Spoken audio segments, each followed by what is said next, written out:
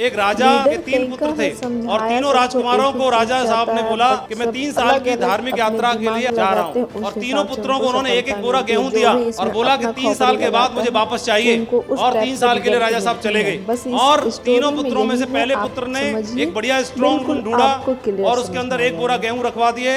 एक दिन में चौकीदार, एक रात को चौकीदार की ड्यूटी लगा दी, कोई चोरी ना हो जाए। दूसरे वाले ने क्या किया, उसने गेहूं को लेकर के और 10 किसान बुलाए, 10-10 किलो सबको उधार दे दिए, क्योंकि उसे पता था कि गेहूं को चूहा खा जाएंगे, घुन लग जाएगा, बेकार हो जाएगा। 3 साल के बाद टाइम पे मुझे वापस चाहिए। और तीसरे वाले राजकुमार ने क्या किया, एक बंजर जमीन को तलाशा, कुछ मजदूरों को साथ लेके गया, जमीन को तैयार किया और गेहूं फिकवा दिए। 1 फसल किया, 2 फसल किया, 3 फसल किया, कई सारी फसल कर डाली। राजा साहब 3 साल के बाद वापस आए।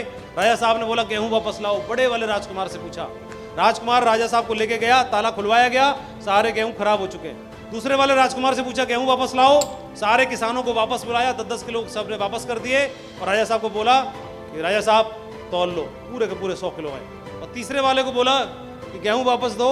तीसरे वाले ने बोला कि राजा साहब मेरे साथ बाहर चलना पड़ेगा महल के। पता चला 1000 बोरा गेहूं से कई सारी बैलगाड़ियां वहां भरी पड़ी हैं, नदी खड़ी हुई है वहां पर।